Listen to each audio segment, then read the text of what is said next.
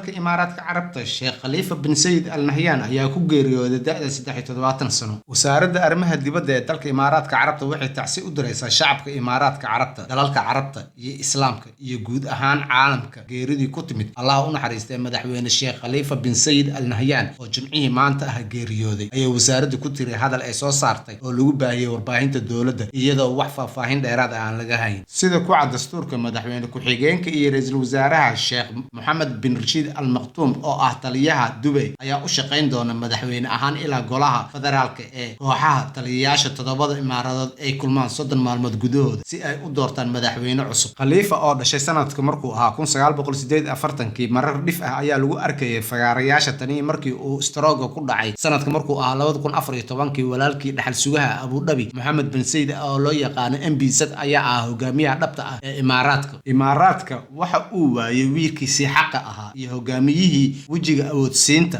MBS ayaa ku jiray Twitterka isagoo amaanay xigmadda iyo deeqsinimada Khalifa. Imaaraadka Carabta ayaa sameyn doona 40 maalmood oo baroor diiq ah oo ka bilaabanaysa maalinta Jimcaha oo maanta ah, waxayna joojinayaan shaqooyinka dhammaan hay'adaha dawliga iyo kuwa gaarka loo leeyahay muddo 3 maalmood ah, ayay wasaaraddu sheegtay. Waxaa bilaabatay tacsida madaxda caalamka oo ay ka mid yihiin madaxweynaha Turkiga Rajab Tayyip Erdogan, madaxweynaha Soomaaliya Maxamed Cabdullaahi Farmaajo, madaxweynaha Mareykanka Joe Biden, boqorka Bahrain, madaxweynaha Masar iyo ra'iisul wasaaraha Ciraaq. Erdogan ayaa sheegay inuu booqasho tacsi ah ku tagi doono Imaaraadka. Biden ayaa sidoo kale u tacsiyeeyay waxaan ku sharfi doonaa xusuustiisa anagoo sii wadi doona xoojinta xiriirka soo jiritaanka ah ee ka dhaxeeya dowladaha iyo dadka Mareykanka iyo Imaaraadka, ayuu Biden ku yiri hadal uu soo saaray. Khalifa waxa uu xukunku qabtay 2004 imaaradda ugu qanisan Abu Dhabi waxaanu noqday madaxa dowladda. Waxaa la filayaa inuu xilka Abu Dhabi ku bedelo dhaxal sugaha Amir Mohammed bin Zayed. Abu Dhabi oo haysata inta badan hantida saliidda ee dalalka Khaliijka waxa ay xilka madaxtinimo haysay tani markii la aasaasay xiriirka Imaaraadka Carabta uu aasaasay aabihii Khalifa Sheekh Zayed bin Sultan Al Nahyan sanadkii 1971. Sheekh Khalifa waxa uu qabtay xilka madaxweynaha Imaaraadka bishii November 2004 isagoo bedelay aabihiisa Sheekh Zayed bin Sultan Al Nahyan.